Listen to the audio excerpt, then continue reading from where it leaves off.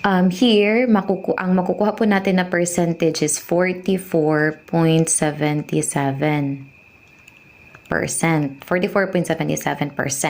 Now, paano ba natin makukuha yung actual na babayaran ng nakabitan ng submeter? So, again, from this percentage, i-multiply po natin siya sa total consumption.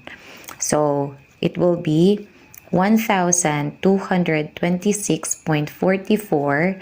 times 44.77%, magmo-move tayo ng 2 decimal places, or kung may digitalize na tayo ngayon, may calculator na or may cellphone na, then automatically makukuha na natin yung sagot.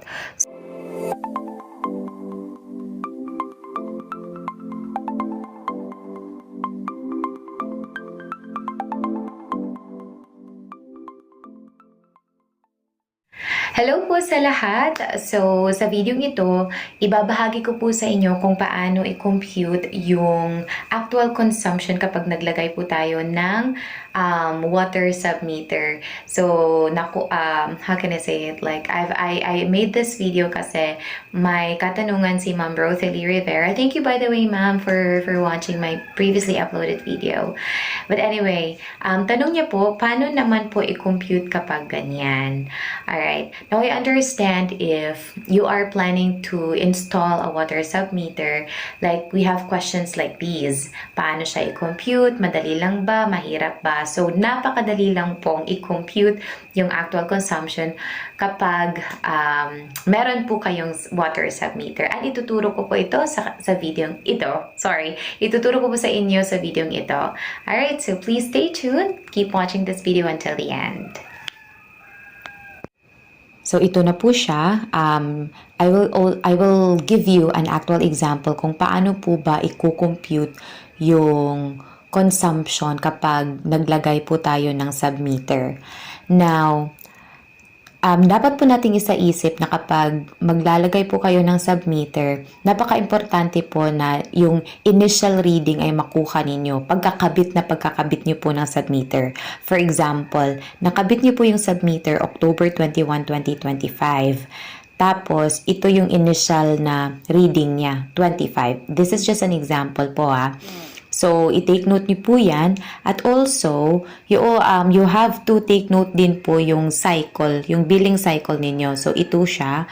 Yung billing cycle po namin is October 22 to November 21. So, usually, this is from the 22nd of the month to the 21st of the next month, yung isang buwan. So, balik po tayo dito. So, again, this is like the initial reading. And then, after, how can I say it? Like, after a month, like yung pang 30th day, dapat iti-take note din po natin kung ano yung reading, yung, how can I say it? I'm so sorry. I have actually difficulty expressing myself in Tagalog. But anyway, ito na po siya. So, like, it's like within 30 days from October 21 to November 22, yung reading niya is 40, para mag-42 siya. So, sige, let's just round it up to 42. And then, going back to the, how can I say it, yung sa bill niyo is 38, yung volume ng consumption for the entire month. Sige, paano ba natin siya gagawin? Ganito po yan. Okay, let me just clear this thing. Alright, so ganito po siya i-compute. Nakita po natin sa bill, yung volume ng consumption is 38. Bali, ito po yung kabuuan talaga ng na-consume. That's 38 cubic meter. Tapos, from October 21, yung initial na reading, that's 25, to November 22, it's 42, round up. So, kukunin po natin yung difference.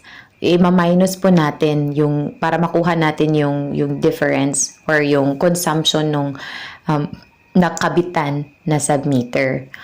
Okay, so this is 35.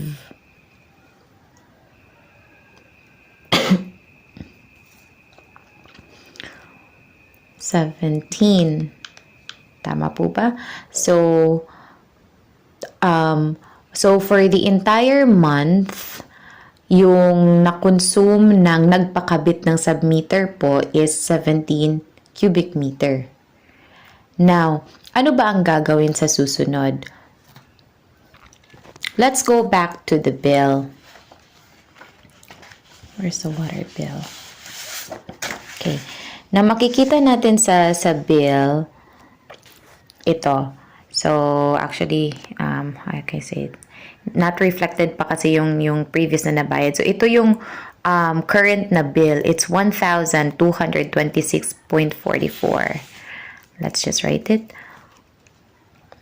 1,226.44. Ito yung current na bill.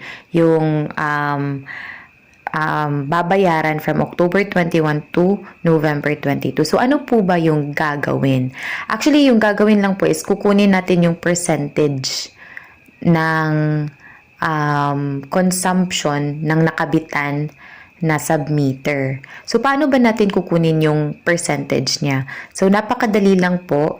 It's 17 cubic meter divided by 38 cubic meter.